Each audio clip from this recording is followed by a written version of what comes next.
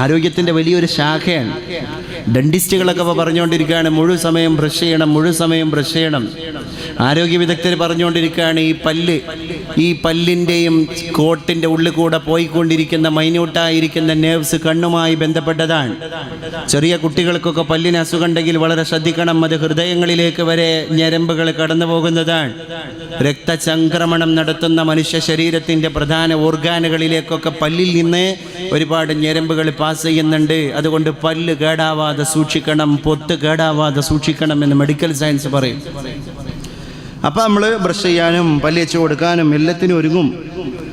അഷ്റഫുൽ ഖൽഖായി നബി തിരുമേനി പറഞ്ഞിട്ടുണ്ട്, ലൗല അൻ അശുഖ അലാ ഉമ്മത്തി, എൻ്റെ സമുദായത്തിനെങ്ങാനും ബുദ്ധിമുട്ടാകും എന്ന് നേതാവായ ഞാൻ പേടിച്ചിട്ടില്ലായിരുന്നുവെങ്കിൽ ലഅമർതുഹും ബിസ്സിവാക്, നിർബന്ധമായും ഞാൻ അവരോട് മിസ്വാക്ക് ചെയ്യാൻ കൽപ്പിക്കുമായിരുന്നു. ഇൻദ കുല്ലി സലാഹ്, എല്ലാ നിസ്കാരത്തിൻ്റെ സമയം ബ്രഷ് ചെയ്യൽ ഞാൻ അവർക്ക് നിർബന്ധമാക്കുമായിരുന്നു. ലൗല അൻ അശുഖ, പിന്നെന്തേ ഞാൻ ആ ഉദ്യമത്തിൽ നിന്നും എല്ലാം മാറുന്നത് എൻ്റെ ഉമ്മത്തിന് ഞാൻ അതൊരു പ്രയാസമാവോ എന്ന് പേടിച്ചിട്ടാണ്. അപ്പം റസൂലുള്ളാഹിൻ്റെ ആംബിഷൻ നമ്മൾ പഠിക്കണം. 5 നേരം ബ്രഷ് ചെയ്യാൻ പറയായിരുന്നു. അറബികളെ കണ്ടിട്ടില്ല നിങ്ങൾ? ഇനി അറബി ചെക്കന്മാർ എന്ത് വലിയ കച്ചറ കുട്ടികളാണെങ്കിലും ശരി, അവരെ 2 വിരലിൻ്റെ ഇടയിൽ കണ്ടക്ടർമാർ പൈസ വെക്കണ മാതിരി അറാക്കിൻ്റെ ഒരു കഷ്ണം വെക്കാത്ത അറബി കുട്ടികൾ കുറവായിരിക്കും. സൗദി അറേബ്യയിൽ പ്രത്യേകിച്ചും അറാക്കിൻ്റെ ഒരു കഷ്ണം വിറകിൻ്റെ ഇടയിൽ ഇങ്ങനെ വെച്ചിട്ട് നല്ല തോബ് കന്തൂര കുപ്പായി ഇട്ടിട്ട് ആ കത്രയും ആ വള്ളി ഇട്ടിട്ട് ഇങ്ങനെ പള്ളിയിലേക്ക് ആരാധനാലയങ്ങളിലേക്ക് പോകുന്നത് ചെറുപ്പക്കാരായ അറബി കുട്ടികളിലടക്കം കാണുന്ന ഒരു സ്ഥിരം കാഴ്ചയാണ്. എന്നിട്ട് അവരെ ഇടക്കിടക്ക് ഇങ്ങനെ ദന്തധാവനം ചെയ്തുകൊണ്ടിരിക്കും. അറാഖ്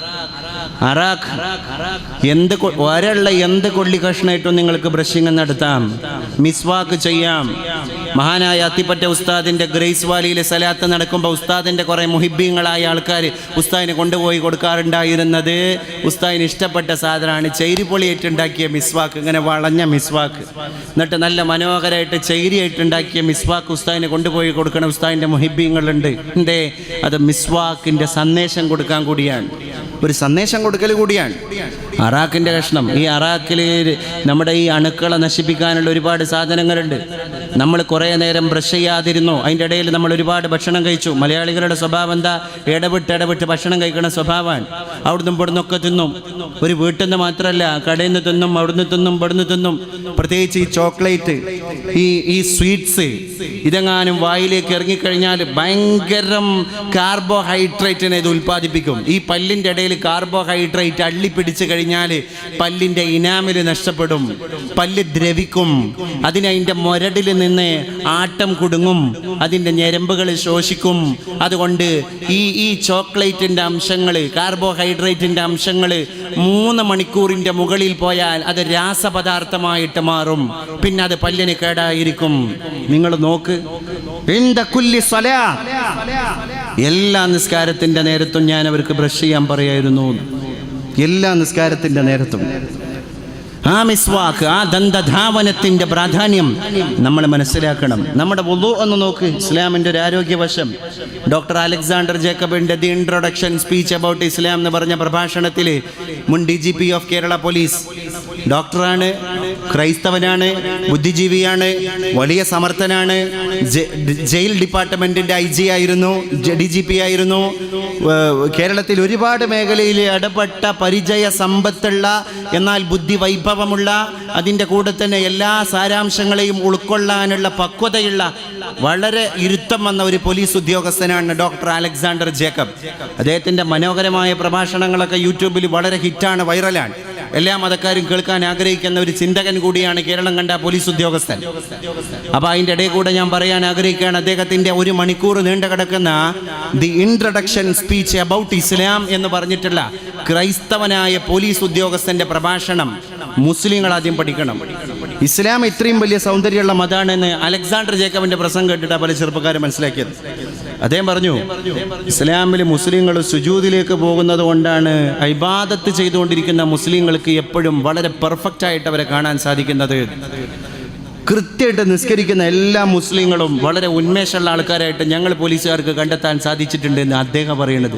അപ്പോൾ അദ്ദേഹം പറയുകയാണ്, ഇതിൻ്റെ സാരാംശം ഞങ്ങൾ പരിശോധിച്ചപ്പോൾ ഇതിനകത്ത് ഞങ്ങൾ പോലീസുകാർക്ക് കണ്ടെത്താൻ സാധിച്ചത് ഹൃദയത്തിൽ നിന്ന് രക്തം തലച്ചോറിലേക്ക് പാസ് ചെയ്യുന്ന പ്രധാന ആരാധനാ രീതി കൈവശമുള്ള ആൾക്കാരാണ് ഇവർ. ഹം ലോഗ് ജബ് सुजूद से जाते हैं, हम सीधा ऐसे ही चलने के वक्त हमारे सर से हमारे ख़याल तक ज़हन सदर से कोई ब्लड सर्कुलेशन नहीं हो जाती है. പക്ഷേ സുജൂദിലേക്ക് നമ്മൾ പോകുന്ന നേരത്ത് ബ്ലഡ് സർക്കുലേഷൻ ഹൃദയത്തിൽ നിന്ന് നേരെ തലച്ചോറിലേക്ക് പമ്പ് ചെയ്യാണ്. കാരണം തല താഴെയും ഹൃദയം മുഴുവൻ. ഇങ്ങനൊരു ആരാധനാ രീതി ഒരു മതത്തിലുമില്ല. അദ്ദേഹം പറയാം, ഞാൻ നിലകൊള്ളുന്ന മതത്തിലടക്കല്ല. പിന്നെ എല്ലാ മതാചാര്യന്മാരും ഇതിനെ പഠിച്ചപ്പോഴാണ് യോഗാസനം വന്നത്. യോഗയിലുള്ള ഏറ്റവും പ്രധാനപ്പെട്ട ആസനം തല കുത്തി നിൽക്കലാണ്. മാത്രല്ല, ഇസ്ലാം മതവിശ്വാസികൾക്കിടയിൽ അവരുടെ ഇബാദത്തിന്റെ ആരാധനയുടെ കൂട്ടത്തിൽ ഏറ്റവും പ്രൗഢമായ ആരാധനയുടെ അംശം അത് സുജൂദാണ്. അഖറബു ഇലയ്യ അബ്ദി, എൻ്റെ അടിമ എന്നിലേക്ക് ഏറ്റവും അടുത്തത് സുജൂദിലാണ് എന്ന് അല്ലാഹു. എൻ്റെ അടിമ എന്നോട് ഏറ്റവും അടുക്കുന്നത് സുജൂദിലാണ്. അദ്ദേഹം പറയാൻ കേട്ടെ, ഈ മുസ്ലിങ്ങൾ 5 നേരം ഫർളായ നിസ്കാരം മാത്രം നിസ്കരിച്ചു കഴിഞ്ഞാൽ എത്ര നേരാണ് തലച്ചോറും ഹൃദയം രക്ത കൈമാറ്റം നടത്തുന്നത്. അതുകൊണ്ട് ഉന്മേഷം. പിന്നെ അവരുടെ ആരാധനാലയങ്ങളിലേക്ക് കയറി നോക്കുമ്പോൾ തന്നെ നമുക്ക് പഠിക്കാനുള്ളത്, ഒറ്റ മുസ്ലിം നിസ്കാര പള്ളിയും സ്നാനഘട്ടങ്ങളില്ലാത്ത പള്ളികളല്ല. അദ്ദേഹം പറയാൻ, എല്ലാ മുസ്ലിം നിസ്കാര പള്ളിയുടെ മുമ്പിലും പണ്ട് നമ്മൾ സ്രാമ്പ്യ എന്ന് പറഞ്ഞ നിസ്കാര പള്ളി, പണ്ട് തെക്കൻ ഭാഗത്ത് തൈക്കാവ് എന്ന് പറയുന്ന ചെറിയ പള്ളിയുടെ മുമ്പിലടക്കം ഒന്നുക്ക് കുളം അല്ലെങ്കിൽ ഹൗള് അല്ലെങ്കിൽ പൈപ്പ് ഇതില്ലാത്ത മുസ്ലിം പള്ളി ഏതാ? എന്നാ ഒരു പൈപ്പെങ്കിലുമുള്ള ഒരു ക്ഷേത്രമോ ഒരു ക്രൈസ്തവ ദേവാലയമോ ചർച്ചോ ലോകത്തില്ല. അതുകൊണ്ട് മറ്റ് മതങ്ങളുടെ ആരാധനാലയങ്ങൾക്ക് മുറ്റത്ത് സ്നാനഘട്ടങ്ങളില്ല എന്ന് മാത്രമല്ല, ഇസ്ലാമിൻ്റെ ആരാധനാലയങ്ങളിൽ സ്നാനഘട്ടമില്ലാത്ത ഒറ്റ ആരാധനാലയവും ഇല്ല എന്ന് അലക്സാണ്ടർ ജേക്കബ് സമർത്ഥിച്ചു പറഞ്ഞു. അപ്പോൾ പുറം ഭാഗം ശുദ്ധിയാക്കിയിട്ടേ അവർക്ക് അകം ശുദ്ധിയാക്കാൻ പാടുള്ളൂ എന്നർത്ഥം. അകം ശുദ്ധിയാക്കുക എന്ന് പറഞ്ഞാൽ അലാ ബിദിക്രില്ലാഹി തത്മഇന്നുൽ ഖുലൂബ്, അള്ളാഹുവിനെ സ്മരിക്കലാണ് ഇസ്ലാമിൻ്റെ നിസ്കാരം. അള്ളാഹുമായിട്ടുള്ള സംഭാഷണമാണ്, കോൺവെർസേഷൻ ബിറ്റ്വീൻ ഗോഡ്. അടിമയും അള്ളാഹും തമ്മിലുള്ള ഒരു കോൺവെർസേഷനാണ് നിസ്കാരം. മുനാജാത്താൻ ബൈനൽ അബ്ദി വ റബ്ബിഹി. ആ കോൺവെർസേഷനിലേക്ക് കടന്നു പോകണമെങ്കിൽ ശുദ്ധിയാകണം. അപ്പൊ പുറം ശുദ്ധിയാകണതിനെ പറ്റി അദ്ദേഹം പറയാണ്, അവരാദ്യം അവരുടെ അംഗസ്നാനം വുളൂ ചെയ്യുമ്പോൾ മുസ്ലിങ്ങൾ ചെയ്യുന്നത് മുൻകൈ കഴുകലാണ്. എന്തൊരു വലിയ സൈക്കോളജിയാണ്. കാരണം മുൻകൈ എന്ന് പറയുന്നത് small vehicles of human body, മനുഷ്യ ശരീരത്തിലെ ചെറിയ വാഹനങ്ങളാണ്. അത് അവിടെ പിടിച്ച് ഇവിടെ പിടിച്ച് അത് തൊട്ട് ഇത് തൊട്ട് എല്ലാ മാലിന്യങ്ങളിലേക്കും പരതാൻ സാധ്യതയുണ്ട്. മുൻകൈ കഴുകിയിട്ടേ അവരുടെ വുളൂ തുടങ്ങാൻ പാടുള്ളൂ. എത്രത്തോളം എന്ന് വെച്ചാൽ, രാത്രി കടന്നുറങ്ങിയ മനുഷ്യൻ ഹൗദിൽ പോയിട്ട് വുളൂ ചെയ്യുമ്പോൾ അതിൻ്റെ ചിട്ടടക്കം ഇസ്ലാം പഠിപ്പിച്ചു. കുറച്ച് വെള്ളം ഒരു പാത്രത്തിൽ പുറത്തേക്ക് എടുത്തിട്ട് പുറത്തേക്ക് കഴുകണം. ആ സ്നാനഘട്ടത്തിലേക്ക് ഹൗദിലേക്ക് കൈയിട്ട് കഴുകരുത്. കാരണം ലാ യഅരിഫ് ഐന ബാതത് യദുഹു എന്ന് പോലും ഇസ്ലാം പറഞ്ഞു. ഇത്രയും സൂക്ഷ്മമായിട്ട് മുൻകൈ കഴുകി വായിൽ വെള്ളം കൊപ്പിളിക്കുന്നതിൻ്റെ കൂടെ മൂക്കിൽ വെള്ളം കയറ്റുന്നു, ഇടത് കൈ കൊണ്ട് ചീറ്റുന്നു. പൊടിപടലങ്ങൾ ഏറ്റവും കൂടുതൽ കടന്നു വരുന്ന ഇന്നത്തെ കാലം, വാഹനങ്ങളാവട്ടെ, കെട്ടിടങ്ങളാകട്ടെ, നിർമ്മാണ മേഖലകളാകട്ടെ, ഒരു വഴിക്ക് നമുക്ക് പോകാൻ പറ്റും. ചെറിയ കുട്ടികൾക്കടക്കം അലർജി, ആസ്തമ. അതുകൊണ്ട് പൾമോളജി വിദഗ്ധന്മാരുടെ, ചെസ്റ്റ് വിദഗ്ധന്മാരുടെ, നെഞ്ചുരോഗ വിദഗ്ധന്മാരുടെ സമ്മേളനം നാളെ നടക്കാൻ പോവുകയാണ് മലപ്പുറം ജില്ലയിൽ. ഏറ്റവും കൂടുതൽ തിരക്കുള്ള മെഡിക്കൽ ഡിപ്പാർട്ട്മെൻ്റായിട്ട് പുൽമോളജി മാറി. എന്താ കാരണം? അലർജി ഡിപ്പാർട്ട്മെൻറ്റിൻ്റെ ആൾക്കാർക്ക് തിരക്ക് കൂടി. ചെറിയ കുട്ടികൾക്കടക്കം തുമ്മൽ, ചെറിയ കുട്ടികൾക്കടക്കം ആസ്തമ. അവസാനം മെഡിക്കൽ സയൻസ് തന്നെ പറയുകയാണ്, ഈ മൂക്കിലൂടെ പൊടിപടലങ്ങൾ കയറി അത് മസ്തിഷ്കങ്ങളിലേക്ക് കടന്നുപോയി ബ്രെയിൻ ട്യൂമറാകാനുള്ള സാധ്യത അടക്കമുണ്ട്. മുസ്ലിങ്ങൾ 5 നേരത്തെ വുളൂഇൽ പറയുന്നത് മൂക്കിൽ വെള്ളം കയറ്റുകയും ചീറ്റുകയും ചെയ്യണമെന്നാണ്. ഈ പൊടി ഒരിക്കലും ദ്രവിച്ച് അല്ലെങ്കിൽ വലിയ വലിയ കെമിക്കലുകളായി മനുഷ്യ മസ്തിഷ്കത്തിലേക്ക് പോകാതിരിക്കാൻ ഇത് മുസ്ലിങ്ങളെ അവരുടെ വുളൂ സഹായിച്ചുകൊണ്ടിരിക്കുന്നു എന്നും അലക്സാണ്ടർ ജേക്കബ് പറയുകയാണ്. അങ്ങനെ ഓരോന്നും. നമ്മുടെ തലച്ചോറ്, തല തടവലൊരു പ്രധാന ഇനമാണ്. വുളൂഇന്റെ കൂട്ടത്തിൽ തല തടവുക. ഈ തല തടവുക എന്ന് പറഞ്ഞാൽ ചില്ലറ കാര്യമല്ല. തലയുടെ മുകളിലൂടെയാണ് മസ്തിഷ്കത്തിൽ നിന്നുള്ള ഉണർവിൻ്റെ എല്ലാ ഞരമ്പുകളും മൂർധാവിലൂടെ പാസ് ചെയ്യണത്. കൃത്യമായിട്ട് ഒരാൾ തല തടവി കഴിഞ്ഞാൽ അദ്ദേഹത്തിൻ്റെ മനസ്സ് ഉണരും, മസ്തിഷ്കം ഉണരും എന്നാണ്. എന്തെങ്കിലും ഒരു അൺകോൺഷ്യസ് ആയിട്ട് ഇരിക്കുകയാണെങ്കിൽ തലയിൽ കുറച്ച് വെള്ളം ഒഴിച്ചാൽ മതി, ഒന്ന് ഫ്രഷ് ആവാൻ. മുഖത്ത് കുറച്ച് വെള്ളം ഒഴിച്ചാലും ഫ്രഷ് ആവും. അതുകൊണ്ട് ആ ബോധരഹിതനായ മനുഷ്യൻ്റെ മുഖത്തേക്ക് വെള്ളം കുടഞ്ഞാലേ ബോധം തെളിയുള്ളൂ. മുസ്ലിങ്ങൾ 5 നേരം ഉപബോധത്തിൽ നിന്ന് വെള്ളം കുടഞ്ഞിട്ട് അപബോധത്തിലേക്ക് തിരിച്ചു വരികയാണെന്ന് അദ്ദേഹം പറയാൻ. മുഖത്ത് വെള്ളാക്കണം, തലയിൽ വെള്ളം തടവണം. ഇങ്ങനെയും പെർഫെക്റ്റ് ശുദ്ധീകരണം നടത്തിയിട്ടാണ് അവർ ആരാധനാലയത്തിൻ്റെ അകത്ത് പോയിട്ട് അല്ലാഹു അക്ബർ എന്ന് പറയുന്നത്. അതിലെ കോൺസെൻട്രേഷൻ. ഹാർഡ്വേർഡ് യൂണിവേഴ്സിറ്റിയിലെ ഡോക്ടർ ഗിബ്ബൺ ഈ അടുത്തൊരു പരീക്ഷണം നടത്തി കുറച്ച് തൊഴിലാളികൾക്കിടയിൽ. ആ തൊഴിലാളികൾക്കിടയിൽ നിന്ന് അദ്ദേഹം 1000 ചില്ലാനും തൊഴിലാളികൾ താമസിക്കുന്ന ഒരു സ്ഥലത്ത് ആ തൊഴിലാളികളുടെ ഇടയിൽ നിന്ന് വെറും 10% ആളുകൾ മാത്രം ആരാധനാലയത്തിൽ പോയിട്ട് ധ്യാനത്തിൽ ഏർപ്പെടുന്നു. ബാക്കി 90% തൊഴിലാളികളും ഒരു ധ്യാനമില്ല, അവർ തോന്നിയ പോലെ ജീവിക്കുന്നു. ഡോക്ടർ ഗിബ്ബൺ പറഞ്ഞു, ഏകാഗ്രതയോടുകൂടെ ധ്യാനം ഒരു തൊഴിലാളി 40 മിനിറ്റെങ്കിലും നിർവഹിച്ചാൽ അയാളുടെ രക്തത്തിൽ നിന്ന് ലാക്ടേറ്റിൻ്റെ അംശങ്ങൾ കുറഞ്ഞു പോകുന്നു. മാനസിക രോഗികൾക്ക് ലാക്ടേറ്റിൻ്റെ അംശം കൂടുമ്പോഴാണ് മാനസിക രോഗം കൂടുക. ഈ ലാക്ടേറ്റിൻ്റെ അംശം കുറക്കാൻ 100 ഗുളിക കഴിക്കുന്ന സ്ഥാനത്താണ് മുസ്ലിംകളുടെ ഒരു ദിവസത്തെ നിസ്കാരം. ഒരു നേരത്തെ അല്ല, ഒരു ദിവസത്തെ നിസ്കാരം. ഡോക്ടർ ഗിബ്ബൺ പറഞ്ഞു, അതുകൊണ്ട് അറ്റ്ലീസ്റ്റ് ഏതൊരു മതക്കാരനും 40 മിനിറ്റ് പെർ ഡേ, ഒരു ദിവസം 40 മിനിറ്റ് ധ്യാനത്തിൽ ഏർപ്പെടണം. ധ്യാനം എന്ന് പറഞ്ഞാൽ ഒരു ചിന്തയിലേക്ക്, ഒരു പോയിന്റിലേക്ക് മാത്രം മനസ്സ് കേന്ദ്രീകരിച്ചിട്ട് 40 മിനിറ്റ് ധ്യാനം നിർവഹിക്കണം. ശരിക്കും നമ്മളെ മുസ്ലിങ്ങളുടെ 5 വക്ത നിസ്കാരം ഒന്നിച്ചു കൂട്ടിയാൽ 40 മിനിറ്റാണ് ആവറേജ് ടൈം. ഒരു 1000 ഗുളിക മാനസിക രോഗി കുടിക്കുന്ന 1000 ഗുളികയേക്കാൾ രക്തത്തിലെ ലാക്ടേറ്റിൻ്റെ അളവിനെ കുറക്കുന്നത് നിസ്കാരാണ്. എന്തൊരു വലിയ വാക്കാണ്. അലാ ബിദിക്രില്ലാഹി തത്മഇന്നുൽ ഖുലൂബ്. മനുഷ്യരെ, നിങ്ങളുടെ ഹൃദയങ്ങൾക്ക് സമാധാനം വേണമെങ്കിൽ നിങ്ങൾ ദൈവസ്മരണയിലേക്ക് കടന്നു വരിക. ദൈവസ്മരണ കൊണ്ടാണ് നിങ്ങൾക്ക് സമാധാനം, നിങ്ങൾക്ക് ആശ്വാസം. അതുകൊണ്ട് അല്ലാഹുവിലേക്ക് മടങ്ങിപ്പോവുക. അലാ ബിദിക്രില്ലാഹി തത്മഇന്നുൽ ഖുലൂബ്. അതുകൊണ്ടാണ് നിസ്കാരം എന്റെയും അടിമയുടെയും ഇടയിലുള്ള സംഭാഷണമാണ് എന്ന് അല്ലാഹു പറയുന്നത്. എൻ്റെ അടിമ എന്നോട് സംഭാഷണം നടത്തിക്കൊണ്ടിരിക്കുകയാണ്. അവിടെയാണ് നിസ്കാരത്തിലേക്ക് കടക്കുന്നതിൻ്റെ മുൻപേ നമ്മൾ പ്രതിജ്ഞ എടുക്കുന്നത്. ഇന്ന സ്വലാത്തി വനുസുകി വമഹ്യായ വമമാതി ലില്ലാഹി റബ്ബിൽ ആലമീൻ. എൻ്റെ നിസ്കാരം, എൻ്റെ ആരാധന, എൻ്റെ ജീവിതം, എൻ്റെ മരണം അല്ലാഹുവേ നിനക്ക് വേണ്ടി മാത്രമാണ്. ലാ ശരീക ലഹു, അവന് പങ്കുകാരില്ല. വബിദാലിക ഉമിർതു, അതുകൊണ്ടാണ് ഞാൻ കൽപ്പിക്കപ്പെട്ടത്. വഅന മിനൽ മുസ്ലിമീൻ, അതുകൊണ്ട് നീ പറഞ്ഞ മുസ്ലിമാണ് ഞാൻ. അല്ലാഹുവേ നിന്റെ അടിമയായ മുസ്ലിമാണ് ഞാൻ എന്ന് പരിശുദ്ധ റബ്ബിന്റെ മുമ്പിൽ പ്രതിജ്ഞയെടുത്തിട്ടാണ് ആരാധനയാകുന്ന നിസ്കാരത്തിലേക്ക് നമ്മൾ കടന്നു പോകുന്നത്. ആ പ്രതിജ്ഞ ശിരസാവഹിക്കാൻ ജീവിതത്തിന്റെ കർമ്മമണ്ഡലങ്ങളിലൂടെ സാധ്യമാകണം എൻ്റെ പ്രിയപ്പെട്ടവരെ. അതുകൊണ്ട് നമുക്ക് പ്രതീക്ഷിക്കാം, എല്ലാം നശിച്ചു പോയിട്ടില്ല, പോകില്ല, വല്ലതും ശേഷിക്കുമെന്നു വിചാരിക്കേ. എന്തെന്തിരങ്കരളിലാനന്ദവും നിധിയിൽ വിശ്വാസവും പുതിയ ഭാവിയുടെ തെളിവാർന്ന ജീവപ്രകാശവും. ജീവിതത്തിൽ നിന്ന് നിരാശയോടുകൂടെ കടന്നു പോകേണ്ടവരല്ല നമ്മൾ.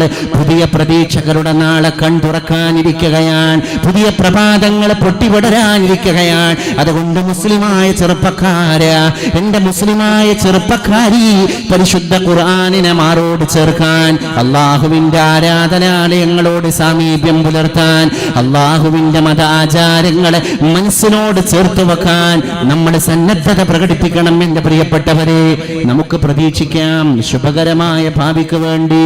അതുകൊണ്ട് yesterday is A dead check, ഇന്നലെ എന്ന് പറയുന്നത് തീയതി തീർന്നു പോയ ഒരു ചെക്ക് മാത്രമാണ്. അത് ചവറ്റുകൊട്ടയിലേക്ക് കടന്നുപോയി, അത് ചവറ്റുകൊട്ടയിൽ സ്ഥാനം പിടിച്ചുപോയി. അതുകൊണ്ട് ഇന്നലകളെ ഓർത്ത് വിലാപം കൊള്ളുന്നതിൽ ബുദ്ധിയില്ല.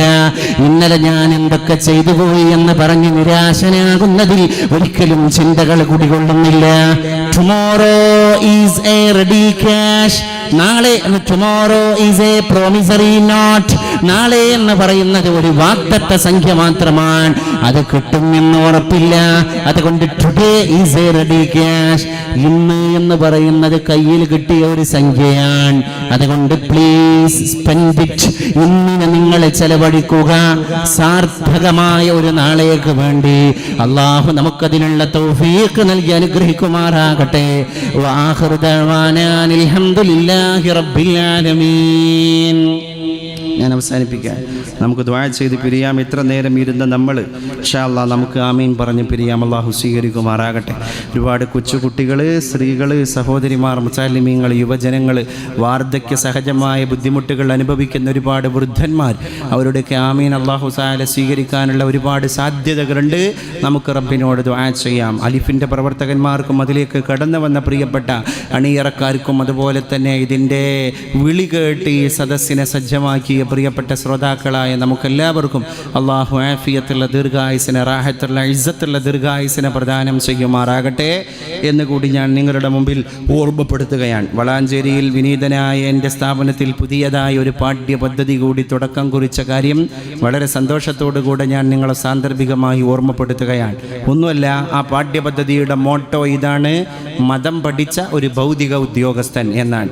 SSLC പാസ്സായ എന്ന് പറഞ്ഞാൽ ഫുൾ മാർക്കോടുകൂടെ പാസ്സായ, ഫുൾ ബ്രൈറ്റായ, പഠനത്തിൻ്റെ വിഷയത്തിൽ യാതൊരു വിട്ടുവീഴ്ചക്കും തയ്യാറാവാത്ത കുട്ടികളെ മാത്രം തിരഞ്ഞെടുത്ത് ആ കുട്ടിക്ക് ഇൽമുൽ ഹദീസ്, ഇൽമുൽ തഫ്സീർ, ഇൽമുൽ ഫിഖ്ഹ്, ഇൽമുൽ ഖുർആൻ, ഈ എല്ലാ വിജ്ഞാനങ്ങളും മതവിജ്ഞാനങ്ങളും കർമ്മശാസ്ത്രവും ഖുർആനും ഹിഫ്ലാക്കേണ്ടതിൻ്റെ പ്രധാന ഭാഗങ്ങളുടെ ഹിഫ്ലും എല്ലാം, പ്രസംഗ പരിശീലനവും ഭാഷകളും എല്ലാം പഠിപ്പിച്ചു കൊടുത്ത് അവനെ ഭൗതിക മേഖലയിലേക്ക് ഡയറക്ഷൻ കൊടുക്കുന്ന ഒരു മനോഹരമായ കേരളത്തിലെ ആദ്യത്തെ ഒരു അക്കാഡമിക് സംവിധാനം നിലവിൽ വന്നിരിക്കുകയാണ്. എന്ന് പറഞ്ഞാൽ അതിനകത്ത് നമ്മൾ ഉദ്ദേശിക്കുന്നത് അതിലേക്ക് കയറി വരുന്ന കുട്ടിയുടെ ജോലി ഒരു ഗവൺമെൻറ് ഉദ്യോഗസ്ഥൻ്റെ ജോലിയായിരിക്കും, പക്ഷെ അവൻ പഠിച്ചത് മതമായിരിക്കും എന്നർത്ഥം. കൃത്യമായി ഫിഖ്ഹ് അറിയുന്ന, കൃത്യമായി ഹദീസ് അറിയുന്ന, കൃത്യമായി തഫ്സീർ അറിയുന്ന, കൃത്യമായി അള്ളാഹുവിൻ്റെ ദീനിനെ അറിയുന്ന, ഇന്ത്യയിലെ എല്ലാ ജനങ്ങളോടും നീതി പുലർത്താൻ സാധിക്കുന്ന, എല്ലാ മതക്കാരെയും ഒരേ കണ്ണോടുകൂടെ കാണാൻ കഴിയുന്ന, അഴിമതി തൊട്ട് തീണ്ടാത്ത, അഴിമതിയുടെ നോട്ടുകെട്ടുകൾ മുന്നിൽ വന്ന് പെടക്കുമ്പോൾ അള്ളാഹുവിനെ ഓർത്ത് ഹൃദയം പെടക്കുന്ന ദൈവഭക്തനായ ഒരു ഉദ്യോഗസ്ഥൻ, അവൻ്റെ തൊഴിൽ ഗവൺമെൻറ് ഉദ്യോഗമായിരിക്കും എന്ന് പ്രത്യേകം നമ്മൾ ശ്രദ്ധ ചെലുത്തേണ്ട ഒരു കാര്യമാണ്. അതുകൊണ്ട് അങ്ങനെ കയറി വരുന്ന കുട്ടികളെ 5 കൊല്ലം കൊണ്ട് ഇത് രണ്ടും പഠിപ്പിച്ച് PSC പരീക്ഷകൾ മുഴുവൻ എഴുതിപ്പിച്ച് സിവിൽ സർവീസിൽ വരുന്ന പരീക്ഷകൾക്ക് വേണ്ടി അവനെ സന്നദ്ധനാക്കി അവനെ എത്തിക്കേണ്ട പോസ്റ്റിൽ എത്തിക്കുക എന്ന ധർമ്മബോധമുള്ള ഒരു വില്ലേജ് ഓഫീസർ, ധർമ്മബോധമുള്ള ഒരു പഞ്ചായത്ത് സെക്രട്ടറി, ധർമ്മബോധമുള്ള ഒരു സെക്രട്ടേറിയറ്റ് അസിസ്റ്റന്റ്, ധർമ്മബോധമുള്ള ഒരു തഹസിൽദാർ, ധർമ്മബോധമുള്ള ഒരു ഡെപ്യൂട്ടി കളക്ടർ, ധർമ്മബോധമുള്ള ഒരു ജില്ലാ കളക്ടർ, ഇതൊക്കെ നമ്മുടെ സ്വപ്നമാണെങ്കിൽ ആ സ്വപ്നത്തെ സാക്ഷാത്കരിക്കാൻ നിങ്ങൾ കൂടെ വേണം. അഥവാ നമുക്ക് ഇൻഫ്രാസ്ട്രക്ചർ എല്ലാം ഓക്കെ ആണെങ്കിലും ഒരു കുട്ടിയുടെ ഒരു മാസത്തെ ഇത്തരത്തിലുള്ള ആവശ്യങ്ങളിലേക്കുള്ള ചെലവ് 2000 രൂപയാണ്. 20,000 രൂപ ഒരു കുട്ടിക്ക് വേണം. അതുകൊണ്ട് എൻ്റെ പ്രിയപ്പെട്ടവരെ, ഞാൻ ഈ സദസ്സിൽ അത് ഓർമ്മപ്പെടുത്തുക, അതിൻ്റെ ഒരു ഇൻഡിക്കേഷൻ നൽകുക മാത്രമാണ് ചെയ്യുന്നത്. നിങ്ങൾ മറന്നു പോകരുത്. കേരളം കാതോർക്കുന്ന വളരെ പ്രധാനപ്പെട്ട ഒരു കോഴ്സാണ്. ഈ ഉമ്മത്തിൻ്റെ നീടാണ് ഇത് എന്നുള്ളത് നമ്മൾ മനസ്സിലാക്കണം. നിങ്ങൾ ദീനിന് നൽകുന്ന ഒരു ഖിദ്മത്താണ്, നിങ്ങൾ ദീനിന് ചെയ്യുന്ന ഒരു ദഅവത്താണ് ഇതിലൂടെ സാക്ഷാത്കരിക്കപ്പെടുന്നത് എന്ന് മനസ്സിലാക്കണം. അതുകൊണ്ട് വിദേശത്തുള്ളവരും സ്വദേശത്തുള്ളവരും ഒക്കെയായി ഭാഗികമായിട്ടോ അല്ലെങ്കിൽ ഒരു കുട്ടിയുടെ ചെലവ് പൂർണ്ണമായിട്ടോ വഹിക്കാൻ തൽപരരും അതിനുള്ള മനസ്സും അതിന് അല്ലാഹു തആല സാമ്പത്തികമായിട്ട് അനുകൂലാവസ്ഥയും, അമ്മാ ബിനിഅമത്തി റബ്ബിക ഫഹദ്ദിസ്, ഇതൊക്കെ റബ്ബ് തന്ന നിഅമത്ത് തന്നെയാണ്, മറക്കാൻ പാടില്ല നമ്മൾ.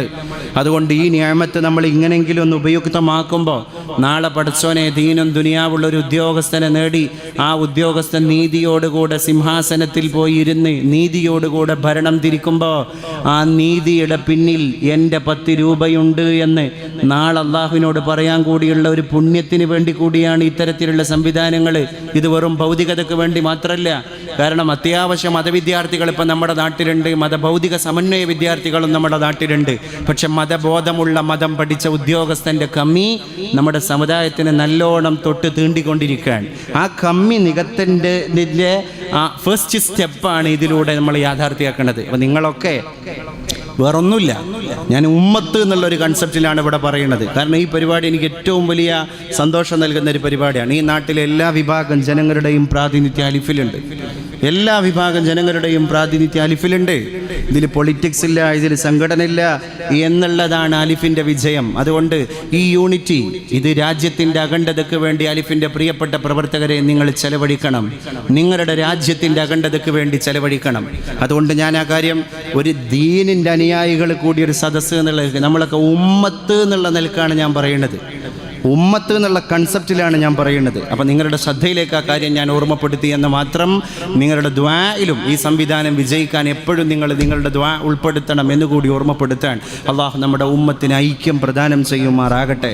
ഇനിയൊന്നും നമ്മൾ ഭിന്നിച്ച് കഴിയേണ്ട ആൾക്കാരല്ല. നിങ്ങൾ കണ്ടില്ലേ, അഡൽറ്ററി, ഹോമോസെക്സ്വാലിറ്റി, ഒരുപാട് നിയമങ്ങൾ നമ്മുടെ രാജ്യത്ത് വരികയാണ്. ഇതിനൊക്കെ എങ്ങനെ പ്രതിരോധിക്കാൻ സാധിക്കും? നമ്മൾ ഒന്നാവുക, നമ്മുടെ സ്വരം ഒന്നാകുക. അതിനാണ് സ്വരച്ചേർച്ച എന്ന് പറയൽ. ആ ചേർച്ചല്ലാതെ ഒടുക്കും പോകൂല കാര്യങ്ങൾ. അതുകൊണ്ട് സ്വരച്ചേർച്ചയോടുകൂടെ നല്ല നാളേക്ക് വേണ്ടി യത്നിക്കാൻ ഈ അലിഫിൻ്റെ വേദി നമുക്കൊരു ഒരു എനർജിയായി ഭവിക്കട്ടെ. എൻ്റെ പ്രിയപ്പെട്ട പ്രവർത്തകന്മാരെ മുക്തകണ്ഠം പ്രശംസിക്കുവാൻ ഞാൻ ഈ അവസരം ഉപയോഗപ്പെടുത്തുകയാണ്. അള്ളാഹു ദുനിയാവിലും ദീനിനും ദുനിയാവിലും ഉപകാരപ്പെടുന്ന അമലായി ഇത്തരം അമലുകളെ കബൂൽ ചെയ്യുമാറാകട്ടെ എന്ന് ദുആ ചെയ്യുന്നു. ഇൻഷാ അല്ലാഹ് നമ്മുടെ മൺമറഞ്ഞു പോയ ആൾക്കാർ, നമ്മുടെ കുടുംബത്തിലെ പ്രശ്നങ്ങൾ, നമ്മുടെ ജോലി സംബന്ധമായ വിഷമങ്ങൾ, പ്രത്യേകിച്ച് പ്രവാസികൾ, സൗദി അറേബ്യയിലാണ് ഇവിടെ ഭൂരിഭാഗം പ്രവാസികൾ. ഇവിടുത്തെ 80% പ്രവാസികളും സൗദിയിലാണ്. അതിൽ തന്നെ 90% പ്രവാസികളും റിയാദിലാണ്. അങ്ങനെ ഒരു കുറേ പ്രവാസി സുഹൃത്തുക്കളുടെ അകമഴിഞ്ഞ യത്നങ്ങളൊക്കെ ഇതിൻ്റെ പിന്നിലുണ്ട്. പക്ഷേ അവരുടെ പച്ചപ്പാണ് നമ്മുടെ നാടിൻ്റെ പച്ചപ്പ് എന്നുള്ളത് നമ്മൾ മറന്നു പോകാൻ പാടില്ല. അവിടെ എന്തെങ്കിലും ഹുക്മ നിർദ്ദേശങ്ങൾ, നിർമ്മാണ നിയമങ്ങൾ വരുമ്പോൾ അതാദ്യം ബാധിക്കുന്നത് നമ്മുടെ നാടിനെയാണ്. ഇൻഡയറക്റ്റായിട്ടല്ല, ഡയറക്റ്റായിട്ട് തന്നെ ഇപ്പോൾ ബാധിക്കാൻ തുടങ്ങിയിട്ടുണ്ട്. അതുകൊണ്ട് പ്രവാസി കടെടുത്ത് വെച്ചിട്ട് കഷ്ടപ്പെടുന്ന ആൾക്കാർ, കടം കൊണ്ട് വലയുന്ന ആൾക്കാർ, ഒരുപാട് ആൾക്കാർ.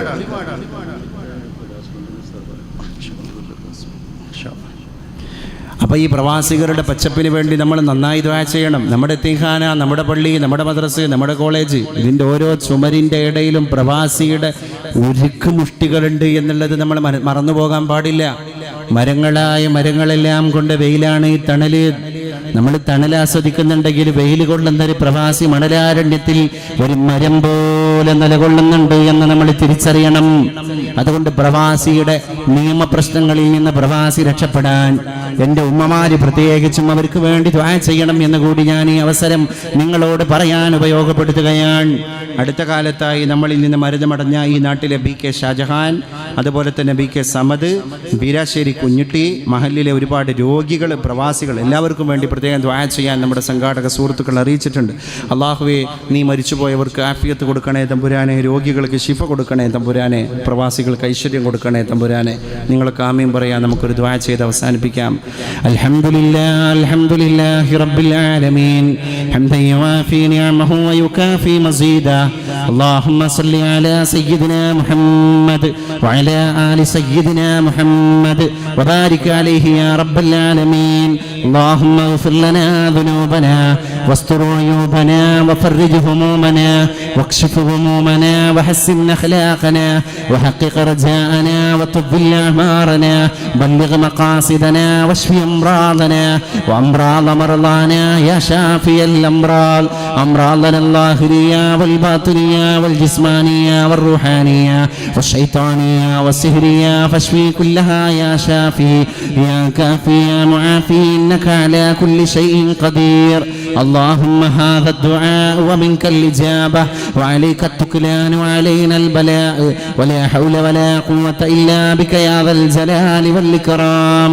اللهم اجعل القرآن نور قلوبنا وضياء صدورنا وربيع علومنا ومونسا لنا في قبرنا ورفيقا لنا على صراطنا وطريقا لنا إلى جنتنا يا رب العالمين.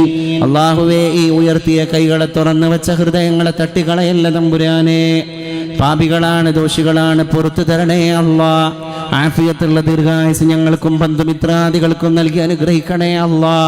നീ നൽകിയ ഉദ്യോഗത്തിൽ, നീ നൽകിയ തൊഴിലിൽ, നീ നൽകിയ സംവിധാനങ്ങളിൽ അല്ലാഹുവേ ബറക്കത്തിനെ ഏറ്റി നൽകണേ അല്ലാ, ഏറ്റി നൽകണേ അല്ലാ. അല്ലാഹുവേ, നിന്റെ തിരുനോട്ടം ഞങ്ങൾക്കും മക്കൾക്കും കുടുംബത്തിനും വർഷിക്കണേ അല്ലാ. നിന്റെ ബറക്കത്ത്, സലാമത്ത്, ആഫിയത്ത് നീ ഞങ്ങൾക്ക് നൽകി അനുഗ്രഹിക്കണേ അല്ലാ. ഞങ്ങളുടെ റിസ്ക് വിശാലമാകണേ അല്ലാ. അല്ലാഹുവേ, ഈ മതത്തിന്റെ സദസ്സിൽ ഞങ്ങൾ ഒരുമിച്ച് കൂടിയതിന്റെ ഹക്ക് കൊണ്ട് ദുനിയാവിലുള്ള ഇടങ്ങേറുകളിൽ നിന്ന് ഞങ്ങൾക്ക് മോചനം ലഭിക്കണേ അല്ലാ. വിഷമങ്ങളിൽ നിന്ന് ഞങ്ങൾക്ക് രക്ഷ കിട്ടണേ അല്ലാ. രോഗങ്ങളിൽ നിന്ന് ശിഫ നൽകണേ അല്ലാ. ആഖിബത്ത് നന്നാവണേ അല്ലാ, ആഖിബത്ത് നന്നാവണേ അല്ലാ.